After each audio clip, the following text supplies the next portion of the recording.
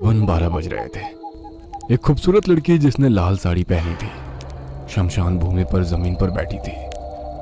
उसके ठीक सामने एक अघोरी बैठा था और दोनों के बीच कुंड में आग जल रही थी। नताशा, एक बार सोच लो, कर्ण पिशाच सिद्ध होने के बाद तुम्हारी हर ख्वाहिश तो पूरी कर देगा, लेकिन बाद में तुमको बहुत कष्ट झेलना पड़ सकता है। मेरे शराबी पति से तो अच्छा ही होगा जो हमेशा मुझसे पैसे मांगता रहता है। ठीक है, ये ले, इस झोले को पकड़। उसने नताशा को एक झोला दिया। इसमें क्या है बाबा? इस झोले में पीपल पेड़ के 381 पत्ते हैं। तुझे रात के 11 बजे से हर एक पत्ते पर कर्ण पिशाच प्राप्ति मंत्र पढ़ना है। एक एक पत्ते पर पढ़कर उसको झोले से बाहर जमीन पर निकालते रहना। इस तरह से तू 381 बार कर्ण पिशाच प्राप्ति मंत्र पढ़ लेगी। उसके बाद तुझे इन पत्तों के ढेर पर अपने अंगूठे से खून की 3 बूंदें गिरानी है और फिर इन पत्तों को वापस झोले में रखकर चले जाना है। इसी तरह तुमको 41 रातों तक करना है और आखिरी रात कर्ण पिशाच सिद्ध हो जाएगा। मैं करूंगी बाबा, मैं इस बात का खास ध्यान रखूंगी बाबा। अगली रात ठीक 11 बजे नताशा काले कपड़े पहने हुए कुंड के सामने बैठी थी। उसके चारों ओर एक चक्र खींचा हुआ था। उसने तेज खुशबू वाला इत्र लगाया। उसके बाद उसने अपने झोले में से एक चाकू निकालकर जमीन पर रखा। फिर एक पीपल का पत्ता निकालकर उसको अपने दोनों हाथों में रखकर मंत्र पढ़ने लगी।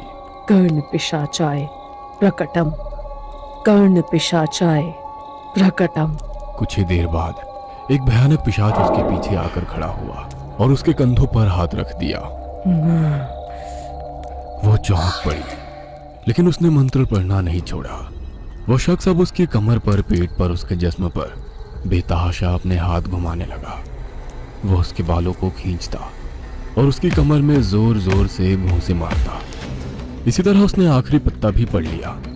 पीछा खड़ा वो पिशाच उसकी गर्दन को बुरी तरह से जकड़ रहा था।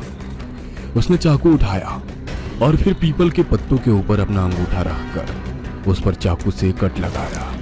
जैसे ही उसके खून की बूंदें पत्तों पर टपकी, वो पिशाच गायब हो गया। उसने जल्दी से सारे पत्तों को वापस झोले में लपेटा और फिर अपने घर को चल दी। जब वो घर के अंदर घुस रही थी तब उस पर उसके एक पड़ोसी की नजर पड़ी जिसका नाम जितेंद्र था। अरे, ये इतनी रात में कहां से आ रही है? अगली रात भी नताशा वैसे ही सिद्धि करने पहुंची।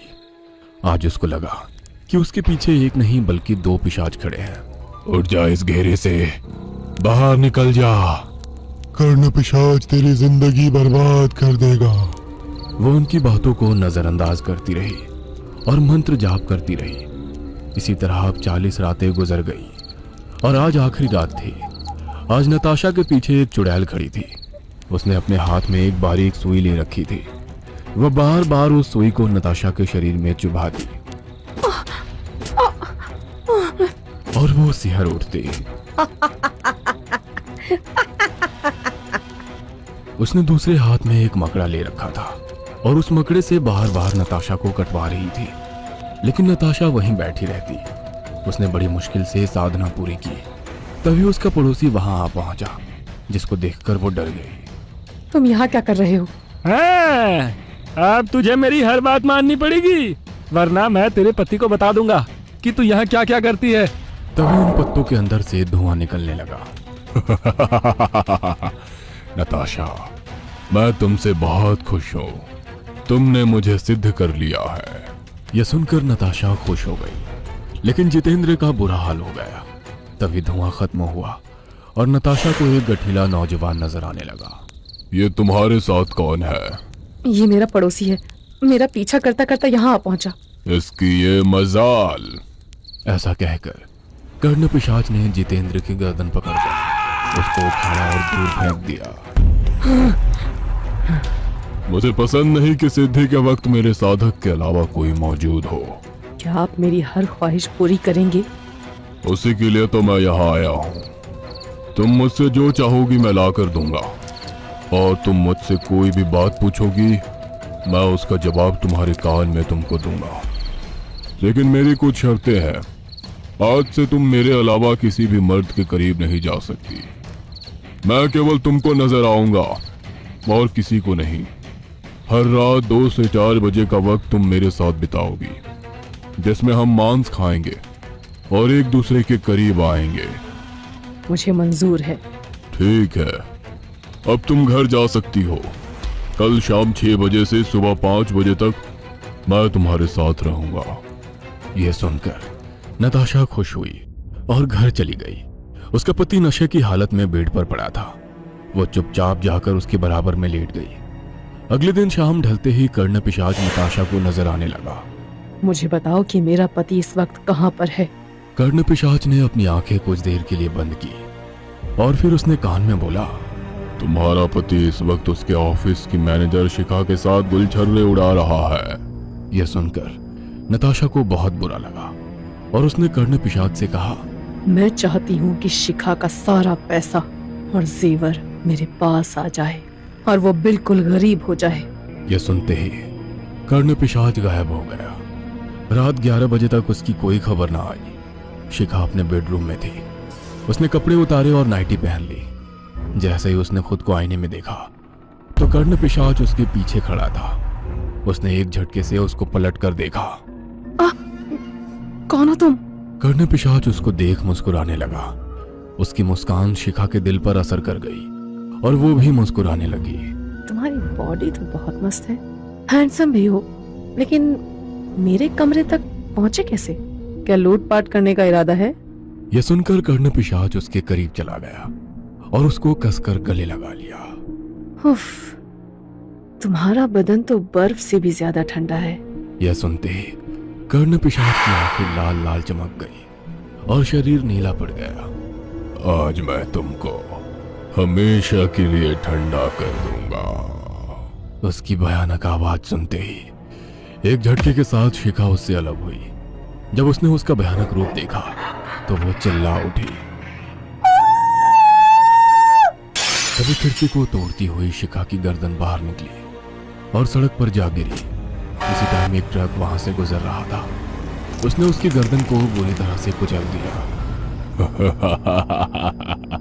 उसके बाद कर्ण पिशाच के एक इशारे पर शिखा की कबर्ड में रखा कैश और कीमती गहने गायब हो गए। मुझे नहीं लगता वो आएगा। अब उसको भूलना ही बेटर होगा। किसको भूल जाने की बात कर रही हो जान? तभी नताशा के कदमों में ढेर सारा पैसा और कीमती जेवरों का ढेर जमा हो गया। नताशा की आंखें उसको देख चौंधिया गई। ओह माय गॉड, इतना सारा पैसा, ये खजाना। तभी कर्ण पिशाच भी उसको नजर आने लगा। वो इतनी खुश थी कि भाग कर गई और कर्ण पिशाच के गले लग गई। थोड़ी देर बाद ही कर्ण पिशाच उसको लेकर बेड पर गिर गया और कमरे की लाइट बंद हो गई। सुबह जब वो उठी तो कर्ण पिशाच जा चुका था। उसके पति मयंक का अभी तक कोई अता पता नहीं था। वह पूरे दिन मार्केट में महंगे महंगे सामान खरीदकर अपने घर पर लाती रही। रात को जब मयंक घर पर वापस आया तो घर को भरा हुआ देख वह हैरान रह गया। ऐसे हैरान मत हो, तुम्हारे दबाव में आकर पापा से मैंने लाखों रुपए ले लिए हैं। ये सब उसी से आया है। यह सुनते ही मयंक उसके पैरों में गिर गया। मुझे माफ कर दो नताशा, मैं रोजाना शराब के नशे में तुमको बहुत परेशान करता था, लेकिन आज मैं तुमको सब सच सच बता दूंगा। ये कहकर वो खड़ा हुआ और बोला, मेरी मैनेजर शिखा ने एक दिन मुझे शराब पिलाकर मेरी अपने साथ कुछ फोटोज क्लिक करवाई थी। फिर मुझे ब्लैकमेल किया कि वो फोटोज अपने पति को दिखा देगी और वो पता नहीं मेरे साथ क्या क्या करेगा। शर्त रखी कि मुझे उसकी हर बात माननी पड़ेगी। इसीलिए ऑफिस के बाद वो रोजाना मुझे एक होटल रूम में ले जाती और मेरा इस्तेमाल करके मुझे खूब शराब पिलाती थी और मुझसे कहती कि मुझे घर जाकर तुमसे झगड़ा भी करना पड़ेगा। इसलिए आज तक जो कुछ भी हो रहा था उसके लिए मुझे माफ कर दो। कल रात उसकी मौत हो चुकी है। अब मुझे ब्लैकमेल करने वाला कोई नहीं है। ऐसा कहकर उसने नताशा को गले लगा लिया। नताशा की आंखों में आंसू आ गए। उसको अपने किए पर पछतावा हो रहा था, लेकिन वो मयंक को बता भी नहीं सकती थी कि उसने कर्ण पिशाच को सिद्ध कर अपनी सीमा लांघ दी है। मैं अब कभी शराब नहीं पीऊंगा और ना ही तुमसे पैसे मांगूंगा। मयंक ने नताशा को गोद में उठाया और कमरे में ले गया। उसके बाद दोनों ने प्यार भरे लम्हे गुजारे। वो एक दूसरे के करीब आ रहे थे। कर्ण पिशाच दूर खड़ा उसको देख रहा था। नताशा का उस पर जरा भी ध्यान नहीं था, लेकिन कर्ण पिशाच की आंखों में खून उतर आया था। सुबह कोई नताशा के चेहरे पर हाथ फेर रहा था। नताशा ने उस हाथ को हटाते हुए कहा, छोड़ो ना मयंक, अब तो सोने दो। ये मयंक नहीं, मैं हूं नताशा, तुम्हारा कर्ण पिशाच। यह सुनते ही नताशा नींद से जागी और इधर उधर नजरें घुमाकर बोली, मयंक, मयंक कहाँ है? अपने ठीक पीछे देखो जान। यह सुनकर नताशा ने झट से पीछे देखा तो सामने का मंजर देख उसके रोंगटे खड़े हो गए। दीवार के एक कोने पर मयंक का सर और दूसरे कोने पर उसका कटा हाथ लटका था। बीच में जो खिड़की थी उस पर बाकी का शरीर लटक रहा था और उससे रिस रिस कर खून निकल रहा था। तुम सिर्फ मेरी हो नताशा, अब और किसी की नहीं हो सकती।